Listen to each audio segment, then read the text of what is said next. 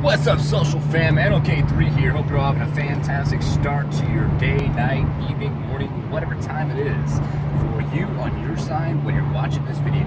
Basically, we want to do a video on financial gains. So today's topic will be on financial gains. And what does financial gain mean? I always talk about lean gains. Lean gains is lean muscle mass in the gym. Now, financial gains has to do with basically how are you gaining financially? How are you making money month in, month out, residually, meaning it's always coming in whether you're working or not. So a good book to read is Tony Robbins' The Mastery of Money. Put me on to some different things to think about. And so let me give you one example really quick before we get into the long version of this video. So basically, because this video will be on YouTube. So basically, if you buy a house, right? Buy a house, maybe out of state, low tax rate, $150,000 but 15% down. Over the course of 12 months, you get 3.5% return rate, and then you look at, oh my God, I made $4,000 in basically 12 months. Plus, if your mortgage is at $800 a month, and you're getting $1,200, $1,300, $1,400, $1,500 a month out of the place, then you're talking about making additional capital or additional residual income on a monthly basis. So say for instance, $10,000 to $15,000 for the average American might be hard to try to get together. But if you look at your financials and see kind of where you're at, and you look at, say for instance, oh, I have a good credit score. Okay, great, that's the first step. Now, how long will it take me to get to basically $10,000 to $15,000 worth of savings?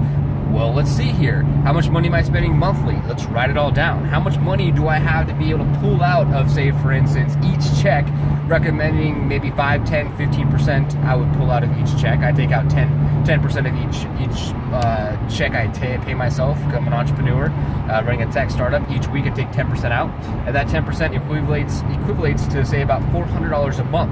So I'd have to take 400 divided by what number? 12, 15, 24 months to get to $10,000 to $15,000 if I'm going to put, say, for instance, a $10,000 to $15,000 deposit or down payment on, say, for instance, a house out of state.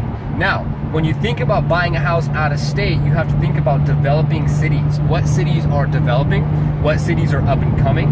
And if you Google the city, it'll tell you what the growth rate is. Now, note, even if the economy does well or does bad, it all depends on how much you put into the home, what you buy the home, so your down payment, when you buy the home, and having a property management company manage the property for you so you don't even have to worry about it. Sometimes you don't even need to be, it can be sight unseen, and basically you'll be okay, because the property management company will take care of anything that breaks and takes care of, you know, collecting the rent, and they just take a percentage, and they make it nice and easy for the individuals to pay, whether it's check, money order, deposit, or whatever the case may be.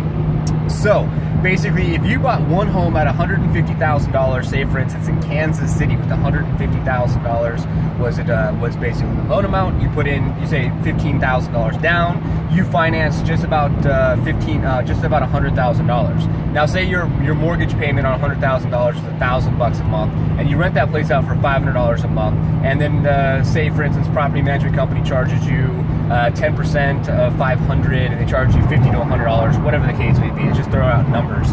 So they charge you $100. Now you're making $400 a month off investing $15,000 into that home, and you have an asset, something that's tangible. Tangibles is something that you can grab to basically be able to say, this is something that I could use for my future. Now, you sit on that property for 12 months, you get a 3.5% growth rate, would get you $4,000, plus you're making $400 a month, times 12, you're looking at what, $8,000 to $9,000 in 12 months, which is almost giving you your initial investment of $15,000 back.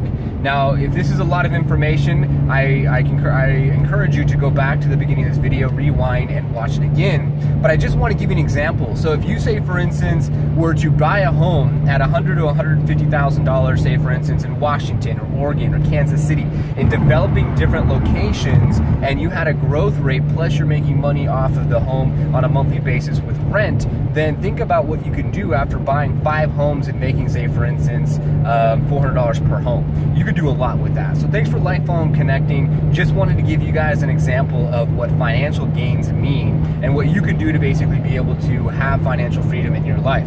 I'm doing 100 topics on 100 videos on 100 different topics.